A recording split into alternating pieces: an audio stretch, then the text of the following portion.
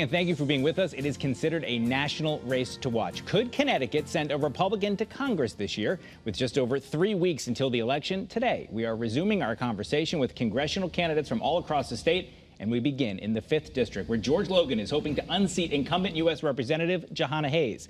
Representative Hayes will be joining us shortly, but we begin with Mr. Logan. Thank you for being with us. In the lead, we said this is a nationally watched race. Why do you think that is? Well, because there's so much at stake. When you take a look at the national level here, there's an expectation that there's a chance we can flip the House of Representatives, bring some better checks and balances to Washington. And, you know, the party that's in power, they're not going to go quietly. So they're throwing everything they got at us here. And, the people of the district are tired of the status quo. And I think that the current leadership is aware of that. All of the momentum that we've gained, you've heard of some of the more recent polling. Everything's going in our direction because people want to change, and we represent that change. We represent an alternative to what we have currently down in Washington. And certainly you can go to voters and say, hey, I'm an alternative to what you currently have. But in a state where it's certainly not a majority Republican, it's a majority independent, and you have to convince voters to pull that lever next to your name. What do you say to them to say that if I get to Washington, I'm going to represent your interests here in the 5th District? Absolutely. The issue is the status quo. Are you happy with the way things are today? Are you happy with the status quo? We have inflation, right? High costs. Affordability is an issue for so many families, so many seniors on fixed incomes, our veterans. It's an issue. So if we're going to get more of the same with the incumbent, with my opponent, and I'm going to offer something different. I'm going to go at it. We're going to do what we can to make sure that we address the issue of inflation. We address the issue of the high costs, gasoline. I have solutions for all of these, that I think are better than what have been proposed down in Washington, that have failed down in Washington. My opponent has only supported the Democrat leadership in Washington, and look where it's gotten us. It's gotten us nowhere. High prices for groceries, high prices for gas. Crime is on the rise. Community safety. Folks do not feel safe in their communities. And education. Parents feel boxed out of their kids' education. How about the fentanyl and the opioid epidemic? Right? With our borders, they're not secured. We need to secure our borders. We need to make sure that we keep our community safe. We keep the fentanyl out. And right now, folks understand that the failed policies of the Biden-Harris administration, supported by Nancy Pelosi and my opponent, is not something that's resonating with the people of the 5th Congressional District this time around. A lot to unpack in that answer, but I wanted to talk about crime, because you Sure. said that people are saying to you that they don't feel safe. Correct. You've been outspoken saying that the crime numbers that were released by the governor saying that crime was doing relatively well, that many of the numbers were down. You're not buying it. It's not what you're hearing. What are you hearing out there, and what changes do you think need to be made? Clearly not. Look, when you make policies, right, that requires or makes police officers, right, less incentivized to actually be proactive and go after crime. When you're letting criminals out of the jails, and when you're not allowing repeat offenders just to go back out in the street, when you're not recording as much of the crime that's actually happening, the data is skewed. There's not apples to apples. That is the issue that we have here. Look, we've got police officers. For the state police, for example, they're down 400 patrolmen. You don't think that's going to affect the crime data numbers that we're able to record? You take a look, and look, my thoughts and prayers go out to the officers that were killed this week in Bristol, right? Sergeant DeMonte, Officer Hamsley, and I wish a quick recovery to Officer Irado. These sorts of things, when we're weak on crime, we put our law enforcement at risk. I want to go to Washington, and I want to make sure that we're tough, particularly on those repeat offenders. And also, look, my opponent, has supported redirecting funds from the police, defunding the police. I have been a strong, stalwart supporter of our law enforcement. It's important that we support our community, and it's important that we support our law enforcement because they are part of our communities. Look, those officers who were killed, who was affected? Their families, right? Their families, the community.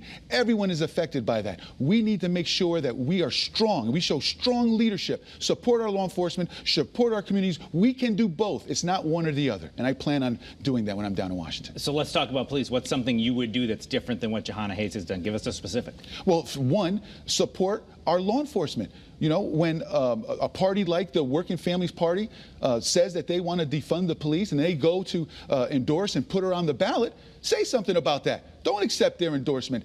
When things are happening that are affecting our law enforcement, don't sit by idly. What's something you would do? Do you have a proposal? Let's look at our communities. Let's look at Waterbury. We just had a recent shooting of a teenager. Not a word from Congresswoman Hayes. Let's look at other parts of our district.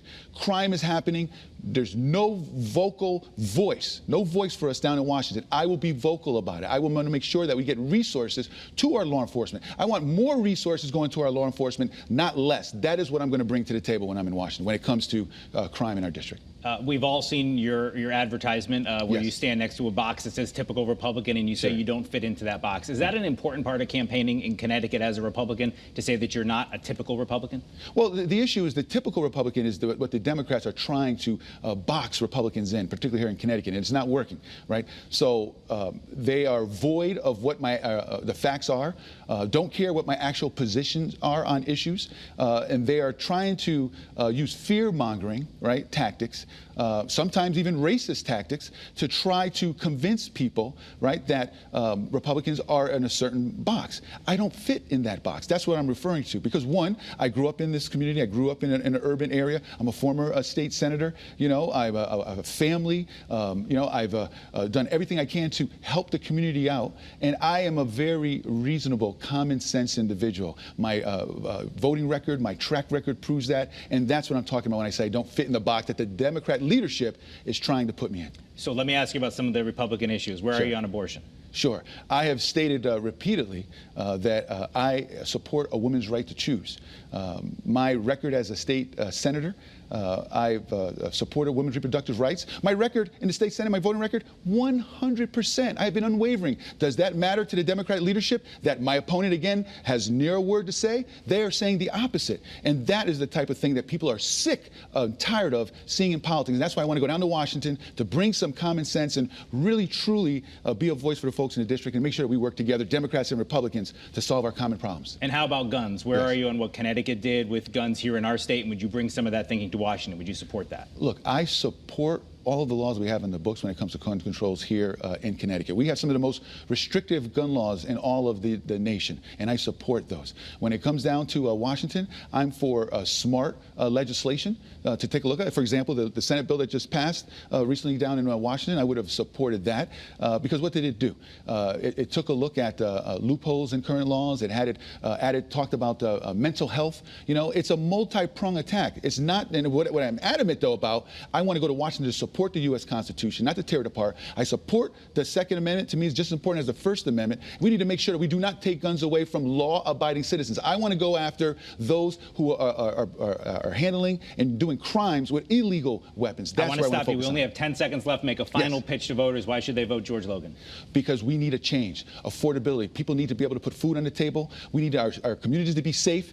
I'm the only candidate that's going to get that done. I'm going to be the vocal voice for the people in the 5th Congressional District, and I'm looking forward to getting the job done tirelessly when I'm down in Washington. Well, certainly all eyes are on that race. George Logan, the challenger in the 5th District, the Republican challenger. Thank you for being with us here on CT22. Thank you for the opportunity. Really appreciate it. Coming up.